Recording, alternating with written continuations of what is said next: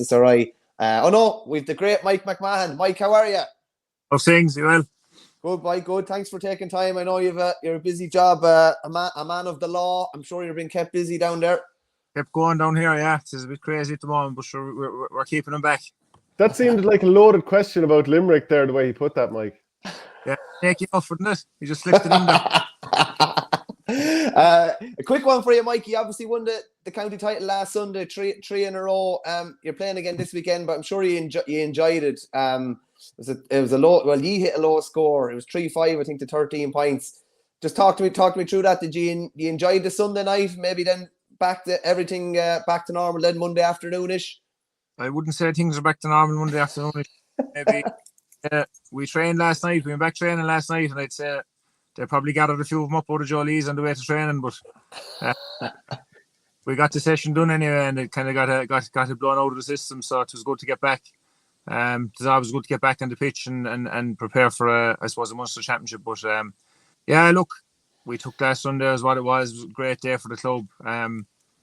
3 in a row. It hasn't been done since 1975 in Limerick. So there's a few clubs that have it done, but a couple of them, I'd say, we're probably the only club playing senior at the moment that have done 3 in a row. So it was a great day for the club and a great day for the young fellas going to see the matches that they could witness us doing it, I suppose. And we celebrated it as for what it was. It was a great achievement, and I was fairly raw on Monday morning, but the group was still going strong when I went back to the dollar. So no, it was good. It was a good night now and a good couple of days. And as I said, we went back last night, so looking forward to the weekend now. Isn't it so important, Mike, that you actually do enjoy what's there and then? Like, there's a game coming and that's grand, but at the end of the day, you have to kind of live in the moment for something like that, and you have to celebrate it like it deserves to be celebrated. Yeah, but sure, like, look, what are you playing for? Like, you know, what else you like? You're grown up with these lads, and like, no, I wouldn't have grown up with too many of them. Someone pointed out to me that I played my first championship game, and a couple of boys weren't even born, so it is. I don't know, were they kind of telling me to move on in a nice way, but most of the lads would have grown up. Obviously, you get to senior level, you have different cohorts of age groups, but we're all clubmen. We're all the backroom team. We're all clubmen. We're all striving for the one thing. So if you can't go out and enjoy the success after it, like what are you playing for? Like, no, these are like, as a fella said to me, James Kelly said to me in the Sunday night, he said, I don't play for no cups and no medals. He said, I play for the party. He said, and that's gets him going. So if that does it for him, that's fair enough. And like, you're used to Munster campaigns at this stage. And last year, of course, you beat Clonmel, who you're facing this weekend. They'll be out for revenge. You'll be out to sort of frank the form of last year. It's a tasty sort of fixture. Yeah, I suppose it is. Look, I suppose to the neutrals, they're probably looking at it saying Newcastle probably caught Clonmel last year, and you probably would have thought before the match, the two of yourselves, that Clonmel would have been favourites, and rightly so, given I suppose the manner that they dispatched 𝘱𝘢𝘳𝘀 last year down in Cork. But we kind of knew going down there that we had a game plan capable of taking them on and beating them. And look, we took us extra time to do it, but we got over the line. And I suppose they're coming now this year again, thinking we'll catch these lads for last year. They caught us after we beat them in Clonmel in 2015, and it's our third time playing them in Munster now, so we're kind of familiar with each other. We have a lot of players that have moved on. They've had players that have moved on and immigrated, and they're injured or through various reasons not playing. But I suppose the spine of both teams is still there since 2015, and we've kind of gotten accustomed to each other. Look, we've played them twice now. We've had no issues with them in terms of they've been gracious in victory and they've been gracious in defeat, and we've no I suppose hang-ups about them. We get on fairly well with them, and I suppose, look, we'll go out Sunday and we'll have a cut off them and they'll have a cut off us, and we'll see where it takes us. Mike, that Munster final defeat was a bit of a heartbreaker after against 𝘱𝘗𝑠. There was only a point in it. It was a case of so close, I suppose, but yet so far as well. Yeah, look, I suppose we played all the football in the first half in that Munster final, and we went in. We probably should have been more than 2 points up, to be honest. But look, we weren't in a bad place. We went in 2 points up against the Kerry senior outfit in the Munster final, so you're where you want to be. Like, but we came out after the second half. I think they pulled a point or two back on us, and then they got a goal, and we responded with a goal of our own then straight away. But sure, they went straight down, then they got another one. They were just that bit more clinical in front of goal. I suppose it comes from they're kind of all football back there. I think the biggest competition to them back there in terms of other sports would be basketball, which is a ball handling game as well. So they're just that they're very clinical. Kerry teams, Cork teams, when you play them, they're very clinical in front of goal. They're very, I suppose, their percentage and their shooting percentages are high. They don't usually miss when they take a shot, whereas we were kicking a few wides and we didn't. I suppose we're not that natural in front of goal is what I'm trying to say. You know, we've a lot of hurling going on in the club as well and in the county as a whole. So I suppose it's probably the big difference in the inter-county teams as well. You always see lovely natural footballers coming out of Kerry that can take scores off both feet with ease, and we always kind of remark we never seem to get a handy score, but we kind of have to work hard for it and work the ball over and back the field 3 or 4 times and eventually wind up with a kicker on it. But they seem to have 7 or 8 natural kickers in their team, and I suppose that stood to them last year. They had a few big men playing. Obviously, they had Tommy Walsh full forward and David Moran in the middle, and then they had a few lads like Barry John Keane and these lads that were able to pick these passes out into Tommy Walsh and cause us trouble. So, look, I suppose it was an experience. It was very disappointing, obviously, to lose by a point in the Munster final. You should have asked me 10 years ago would I've ever played in one. I'd have said no. You know, I didn't think we were heading in that direction. But in the last 6 or 7 years, I suppose since we played Clonmel in 15, we should have beaten Clonmel, we felt, in 15, and we were leading right up to the last 2 or 3 minutes, and they caught us at the end, as they had been doing to teams all year. They caught Nemo in the final as well, right at the very end that year in the Munster final. So we kind of thought after that, look, we could do something in Munster. We have a good, strong panel of players. Nemo were probably better than us in 2019 again. And Austin Sachs were far better than us in Tralee a couple of years ago, but yeah, we felt we could have won that one last year. So it's disappointing to leave it after us, but look, we'll try and right that wrong this year if we can. Michael has done an interview with you before about you know doing strongman competitions and so on and so forth. How much of what you're doing with the strongman competitions goes completely against what you maybe should be doing with Gaelic football training, or do they complement each other? If you were to talk to any S&C coach who's in the know, as they say, they'd tell me I'm playing off my head, but I think it has a massive carryover. No, I wouldn't have got as much training done this year as I would have liked. I was injured all year. I dislocated my shoulder in February playing rugby. So I was kind of sidelined for 3 months. I only came back. My first pitch session was a week before the first round of the championship this year.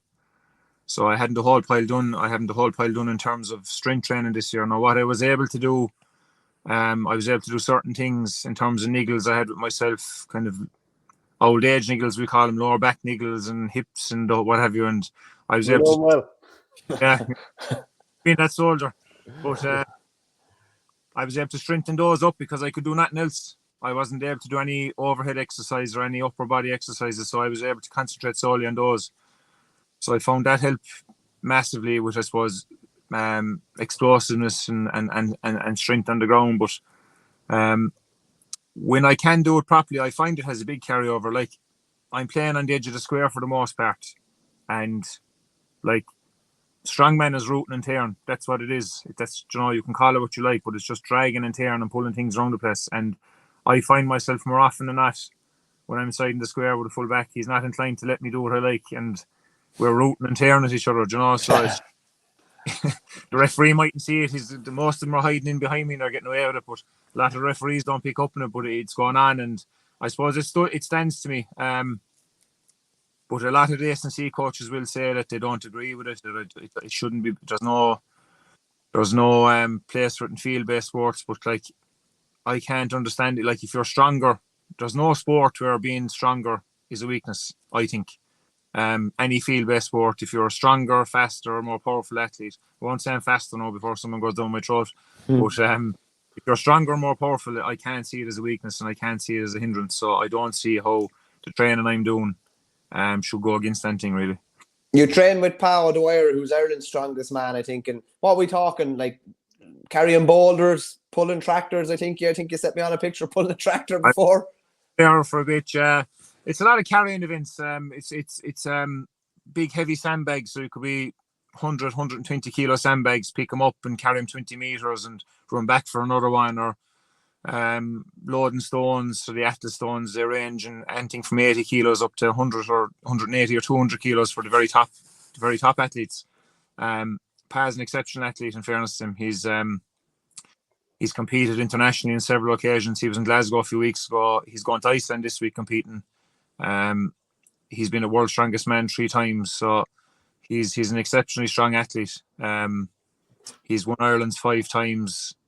He's placed second to Britain's behind the world's strongest man. So I suppose any training I can do with him and following with him, sure, you're learning different, I suppose, knacks and techniques off him.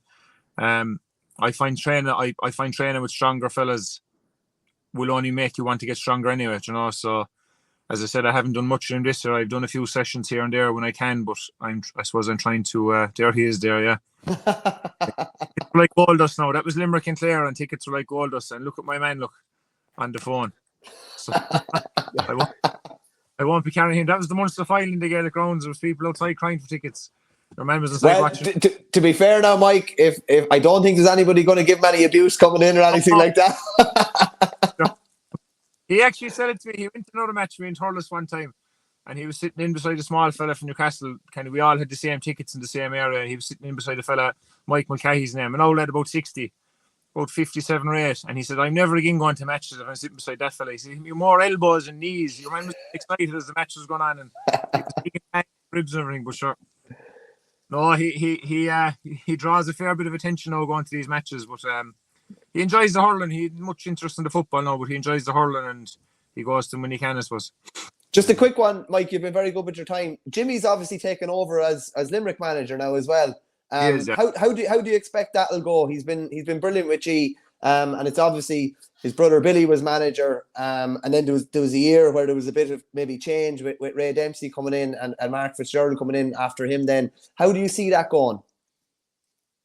Look, I suppose I don't know off the top of my head who's available to Jimmy, or like you never know with intercounty teams who's going, who's coming in, who's immigrating. Like I know Cian Sheehan is away. He's one of our own lads. He's in Australia. I don't know, is he back for the intercounty season next year or not?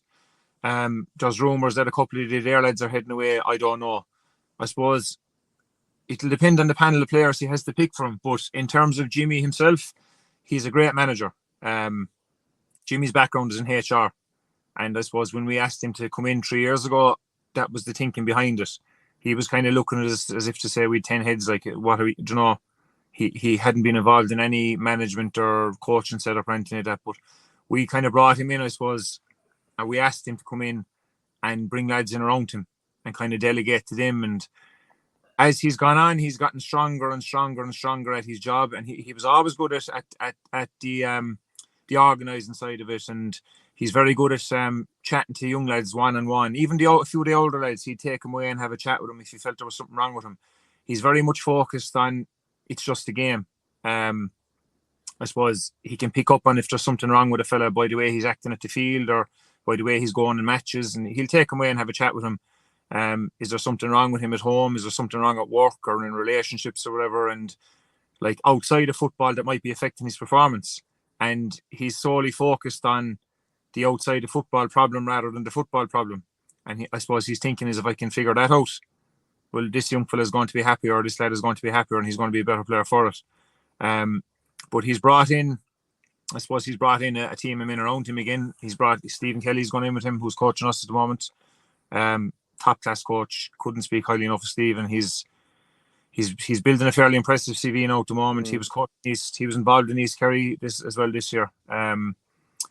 He's coached us. He's coached different clubs throughout the county. I suppose he's gone in cutting his teeth at inter-county coaching now next year with the senior team. He's been with the 20s before. John Bruder's gone in with him, who's currently their manager, and Pat Donnelly, who's gone in, who's current coach with it there as well. Pat Donnelly of who led Limerick to an under-21 hurling title. No, Patrick Donnelly from Drumbrod. Oh, okay.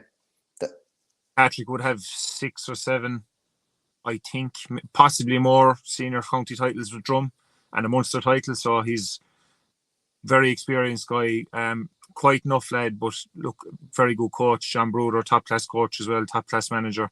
So Jimmy's putting a good team in place. Like I think he'll get on well. It'll look, as I said, it'll depend on the panel of players he has with him. Obviously, they'll make additions. They might drop a few lads. I don't know. I'm not privy to that information, but I suppose at the moment he's very much focused on our campaign, and I suppose seeing out our campaign, however long that takes us.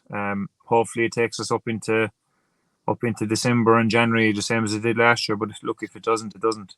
But I know they've had meetings already. They've had chats with the lads, and I suppose the lads that aren't involved with the club scene up to last week, I suppose they've been tipping away with. I think he's Michael Catlin as S&C coach, who's another highly spoken of lads. So I know Michael as well. He's nice lads. So they have a good team in place. They have all the nuts and bolts there, I suppose, and the makings of a good team. Just, I suppose, again, get the right players in and make sure that they're all firing well, and hopefully you'll have a good go at it. Last one I throw at you, Mike, before you go. A bit of controversy around one of your county finals been called off last weekend. You have a busy couple of days coming up. I think that's on Friday. Is it intermediate on Friday? Something else? There's something else Saturday, is there? And then there's the game Sunday. No, so the juniors game was called off last Saturday. So we were down to play Sunday. The juniors were down to play last Saturday in the county Premier Junior final. So I think there was probably a program of maybe 10 matches fixed for Saturday. And I don't know, look, or one got the bullet for some reason. There must have been there was a lot of rain forecast for one particular parish, I believe, and they just called off the match, and that there was one match called off in the whole county due to the weather forecast. So we played Sunday then, and sure, two of our juniors got burned. So was it strategic? I don't know. I think we can read into it ourselves. I'm not saying what was going on, but I'll let you decide yourselves. That's after being refixed now it was fixed for Friday originally, but it's moved to Saturday now again, at 2:00 in a day. So the juniors are training with us again last night. So we've had them training with us all year. So they're singing off the same hymn sheet we are like. They're getting top class coaching. They're good lads. There's a few of them there could very easily be playing senior. No, but look, you can only pick 15 and 5 to come on any given day. So they're playing Saturday. We're playing Sunday then at 1:30. But the local ladies football team is in the Munster final as well, the Munster intermediate final on Sunday as well. At the same time down in Mallow. Stop. Yeah, so in all their wisdom. So like in fairness, we go to support them when they're playing as best we can, and like they were all there last Sunday supporting us. And madness. Michael Quilligan and Owen Hurley, who are two of our players, are coach and selector with them, and they're after fixed at the same time. Now, look, I know they're two different organisations, but like I don't see why we're playing at 1:30 in Thurles when we're not on television. Like, you know, we could have been on at 3:00 very easily in Thurles and have them on at 12, and give the supporters, like, we've supporters now on Sunday with a decision to make. Do you know, are they going to the Munster ladies final?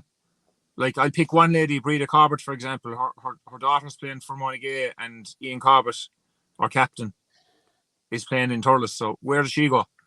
Do you know? So I felt there could have been a bit more. There could be a bit more thought put into it. Michael Quilligan is look, he's disappointed. He's obviously going to have to play in goals for us, but he's coaching them all year. He's been with him the last 3 years, and he's going in as the Limerick senior or the Limerick junior ladies head coach next year. So he has to go obviously to our match, and he's going to miss.